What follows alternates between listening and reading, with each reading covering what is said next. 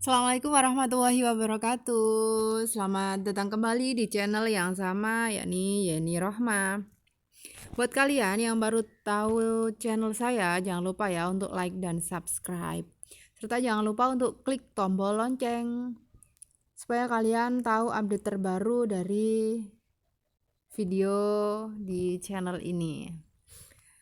Dan kalian juga bisa mengunjungi website saya divmatch.com.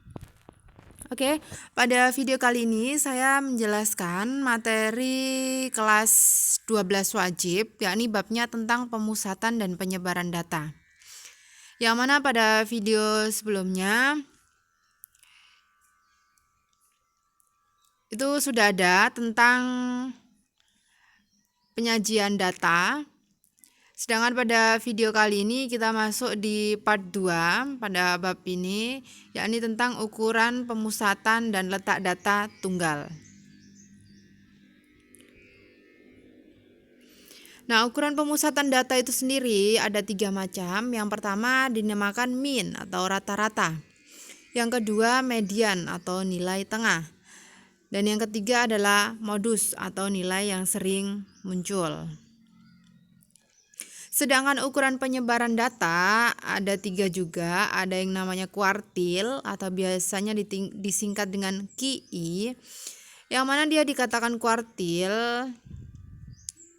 maksudnya adalah data yang ada itu dibagi menjadi 4 bagian. Karena dibagi 4 bagian maka kuartilnya ada kuartil 1, 2, dan 3. Sedangkan desil itu biasanya lambangnya D besar I, membagi data menjadi 10 bagian sehingga nanti ada D1, D2, D3 sampai D9. Dan yang terakhir ada yang namanya persentil, lambangnya P besar I, yakni membagi data menjadi 100 bagian. Maka P-nya itu nanti ada P1, P2, P3 sampai P ke 99. Oke, untuk lebih memahami silakan langsung kita masuk ke data tunggal. Data tunggal itu untuk data yang sedikit. Makanya nanti kalau kalian menemukan data yang sedikit, maka kalian perhitungannya untuk pemusatan dan letak data kalian bisa menggunakan aturan data tunggal ini. Tapi kalau datanya banyak, kalian nanti bisa menggunakan data kelompok. Silakan dilihat di video selanjutnya.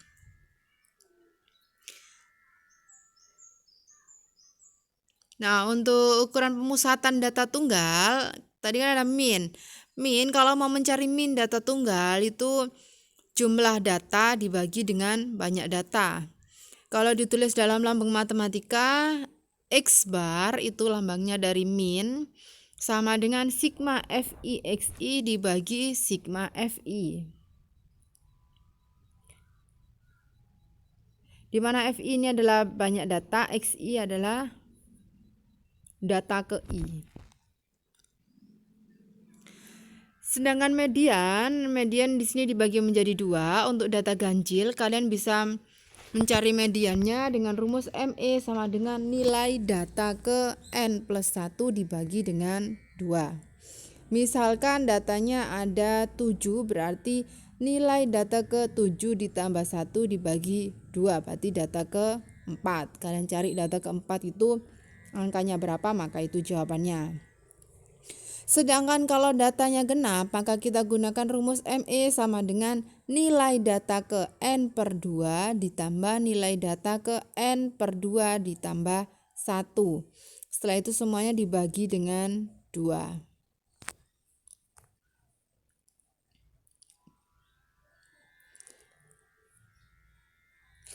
Modus adalah nilai yang sering muncul atau frekuensi yang paling besar. Di modus itu tidak harus jawabannya 1 ya. Kadang-kadang anak-anak itu bingung jawabannya apakah cuma 1. Kalau modusnya ada 2 itu boleh apa enggak. Nah, di sini saya kenalkan dulu. Modus itu ada yang namanya unimodus. Kalau dia dikatakan unimodus jika memiliki 1 modus. Misalkan angka yang paling sering muncul adalah angka 5. Angka 5 saja, berarti modusnya kan hanya 1, 5. Maka dia dinamakan unimodus. Ada juga yang dinamakan bimodus, yakni memiliki dua modus. Misalkan tadi angka 5-nya muncul 7 kali, sama ada angka 9 juga muncul 7 kali, karena sama-sama munculnya 7 kali dan itu yang paling besar, maka modusnya ada 2, 5 dan 9.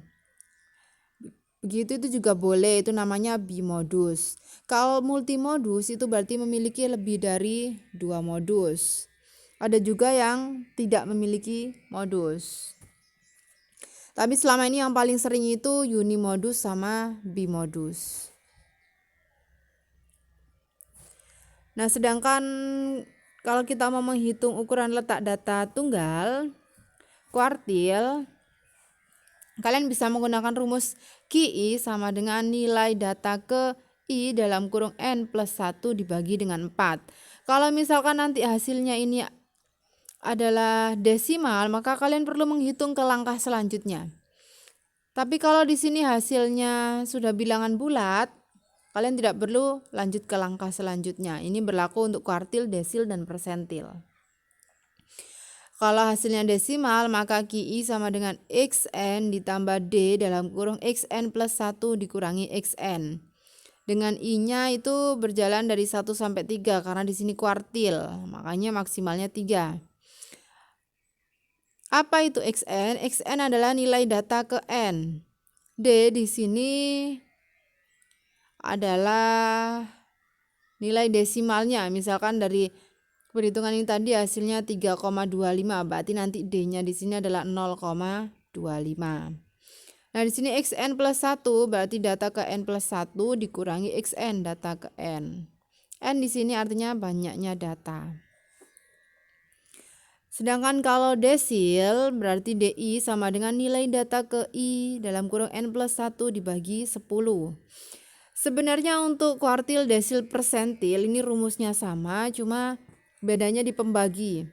Kalau kuartil pembaginya 4, desil pembaginya 10, kalau persentil pembaginya 100.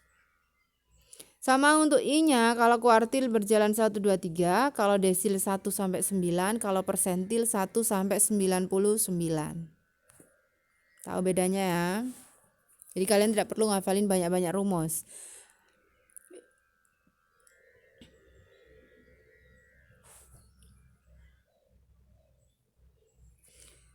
Nah, kita langsung masuk ke contoh. Di sini diketahui ada sebuah data.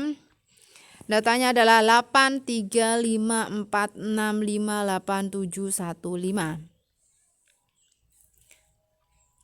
Lah, untuk lebih memudahkan, kalian bisa mengurutkan terlebih dahulu datanya. Saya urutkan dari yang terkecil. 1, 3, 4, 5, 5, 5, 6, 7, 8, 8. Setelah saya hitung banyak datanya ada 10. Kita hitung sekarang 1, 2, 3, 4, 5, 6, 7, 8, 9, 10. Karena ada banyak datanya 10, maka N-nya sama dengan 10. Kita mencari min atau rata-rata. Min tadi kan jumlah data dibagi banyak data. Jadi semua datanya dijumlah 1 tambah 3 tambah 4 sampai terakhir. Dibagi dengan banyak datanya 10, maka dibagi 10. Ini setelah dijumlahkan ternyata hasilnya adalah 52. Dibagi dengan 10, maka sama dengan 5,2. Maka hasil min atau rata-ratanya adalah 5,2. Lanjut untuk yang B. Karena di sini datanya genap, kalau kalian mau mencari median berarti kan pakai rumus ini. Data ke N per 2 ditambah data ke N per 2 ditambah 1 dibagi dengan 2. Karena di sini N-nya 10, maka di sini adalah 10 dibagi 2 adalah 5. 10 dibagi 2, 5 ditambah 1, makanya adalah data ke 6. Silakan fokus ke data setelah diurutkan. Nah, data ke 5 berarti kan berada di sini. 5 yang ini. 1, 2, 3, 4, 5. 5 yang ini. Data yang ke-6 berada di sini, berarti sama-sama berada pada 5. 5 ditambah 5 adalah 10, dibagi dengan 2, maka hasilnya adalah 5. Jadi mediannya adalah 5. Sudah, lanjut kita masuk ke modus. Modusnya sama dengan 5. Moduskan data yang paling sering muncul. Di sini yang paling banyak munculnya adalah 5 karena dia muncul 3 kali. Maka modusnya adalah 5. Next, untuk kalau mencari kuartil tadi kan ada kuartil 1, 2, dan 3. Nah, sedangkan untuk kuartil 2 itu hasilnya mesti nanti selalu sama dengan median, nilai tengah. Karena kuartil 2 itu sama saja dengan median. Kalau ditanyakan kuartil bawah itu artinya ditanya Q1. Kalau ditanyakan kuartil atas itu artinya Q3.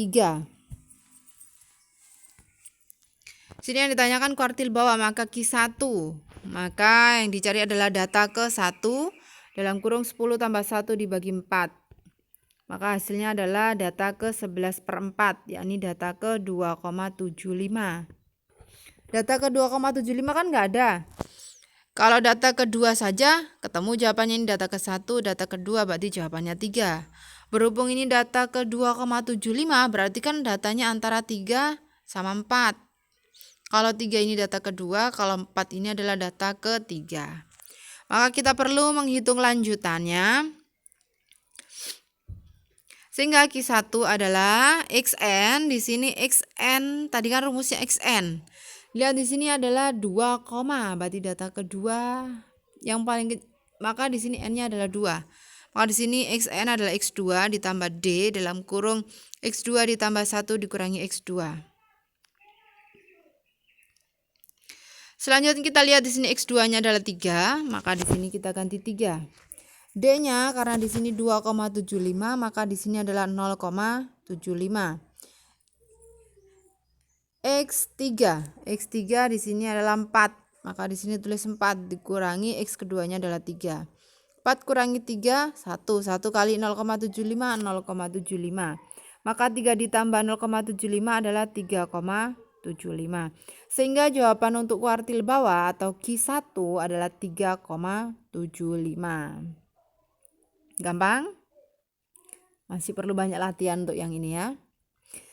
Saya kasih contoh lagi untuk mencari kuartil atas atau Q3, berarti nilai data ke-3 dalam kurung 10 ditambah 1 dibagi 4. Maka datanya adalah data ke-8,25, kebetulan desimal juga. Sehingga kita cari Q3-nya, berarti ini kan data ke-8. Kita hitung data ke-8, 1, 2, 3, 4, 5, 6, 7, 8. Data ke-8-nya adalah 7. Dan data ke-9-nya adalah 8. Maka di sini 7. Sini adalah 7 ditambah 0,25 dikali 8 kurangi 7. 8 kurangi 7 adalah 1. 1 kali 0,25 0,25. Sehingga 7 ditambah 0,25 adalah 7,25. Maka jawaban dari kuartil atasnya adalah 7,25. Gampang. Lanjut kita ke desil 7. Desil tadi datanya dibagi menjadi 10. Maka di sini pembaginya adalah 10. Yang depan ini diganti dengan 7 karena di sini tanyakan desil ke-7. Maka ini adalah hasilnya 77 dibagi 10, yakni data ke 7,7. Karena hasilnya juga desimal, berarti kita perlu lanjut ke langkah selanjutnya. Maka desil ke-7 sama dengan X7 ditambah D dalam kurung X7 ditambah 1 dikurangi X. Maaf, ini bukan X2 tapi ini X7 ya. Salah ketik ini. Sehingga X7 kita lihat 1, 2, 3, 4, 5, 6, 7. X7-nya adalah 6. Maka 6 ditambah 0,7. X8-nya adalah 7. 7 kurangi 6. 7 kurangi 6 adalah 1. 1 kali 0,7 adalah 0,7. 6 ditambah 0,7 adalah 6,7. Maka desil ke-7-nya adalah 6,7. Kita lanjut untuk contoh persentil. Di sini saya kasih contoh mencari P34. Jadi nilai data ke-34 dikali 10 tambah 1 dibagi dengan 100. Maka di sini adalah data ke 3,74. Sehingga kita perlu menghitung lanjutannya P34 sama dengan X3 ditambah D dalam kurung X3 plus 1 dikurangi, maaf ini salah lagi, ini seharusnya X3.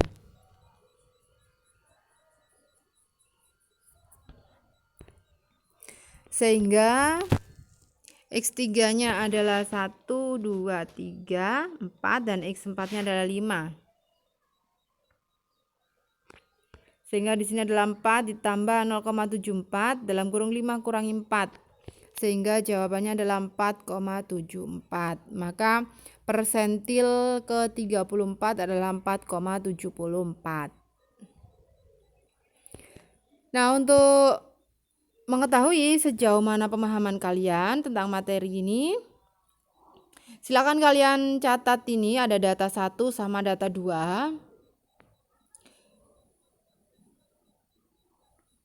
Silakan kalian coba. Lalu untuk murid-murid saya, nanti data ini silakan kalian catat. Nanti latihan soalnya akan saya berikan di Google Form. Jangan ditulis dulu ini.